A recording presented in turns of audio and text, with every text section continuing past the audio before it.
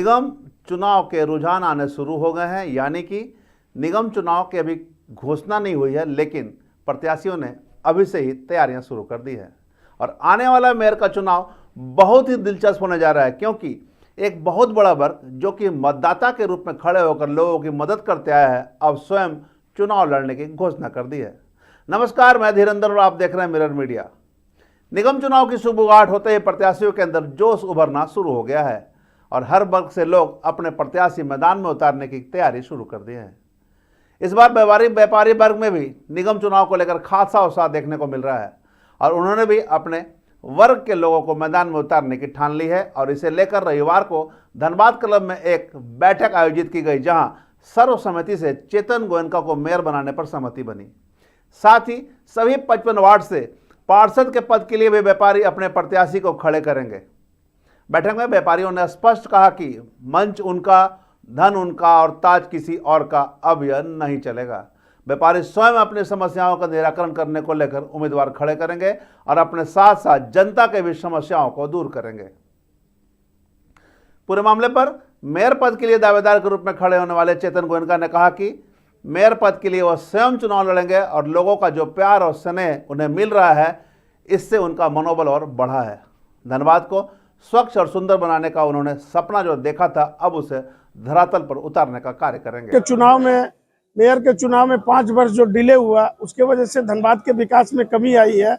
आज हम लोग जिला चैम्बर ऑफ कॉमर्स से कार्यक्रम किए, मीटिंग किए धनबाद क्लब में। उसमें 55 चैम्बर से जो हमें स्नेह और प्यार मिला और हमारे लिए जो ये मेयर के लिए घोषणा की गई, मैं अपने आप को गौरवान्वित महसूस कर रहा हूँ। हाँ, गौरवान्वित महसूस कर रहा हूँ। मैं चाह रहा हूँ कि भाई जो है इतना समर्थन मिल रहा है तो मेयर पद के लिए चुनाव लड़ूं। जी, 55 वार्ड में जो है प्रतिनिधि खड़ा होगा और पूरे समाज के लोग और हर चैम्बर के लोग उसको समर्थन देंगे।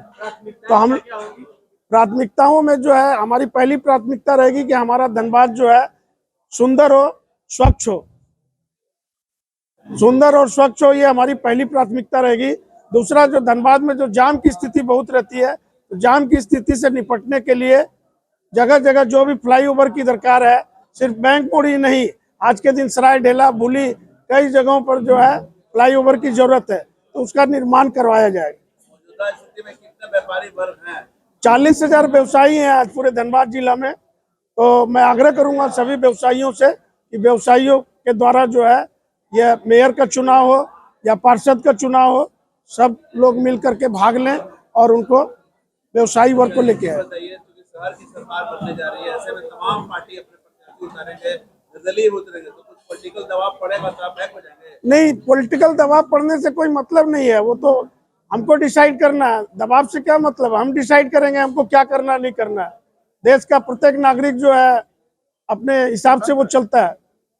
तो व्यापारी वर्ग का पूरा सहयोग है और मैं पूरा प्रयास करूंगा कि नगर निगम के अंदर जो जो समस्याएं आती है उसका निष्पादन करना हमारा कार्य होगा।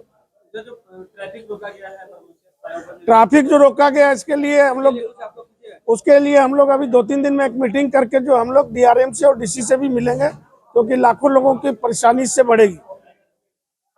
हाँ, इसके अलावा हर प्रत्येक वार्ड में एक पार्क होना चाहिए, एक जिम होना चाहिए, या जो जो समस्या आएगी, डस्टबिन है या नगर निगम के अंदर जो भी कनेक्टेड चीजें हैं, सबका जो है निराकरण करने का प्रयास किया। यहाँ बता दें कि धनबाद में करीब 40,000 व्यापारियों का वोट है, जो चुनाव के दौरान प्रत्याशी साधने की कोशिश करते हैं। लेकिन अब जिस तरह से व्यापारियों ने स्वयं चुनाव लड़ने की घोषणा कर दी है, ऐसे में आने वाले निगम चुनाव में मेयर पद का दावा करने वाले प्रत्याशियों पर इसका कितना असर पड़ सकता है, यह देखना होगा।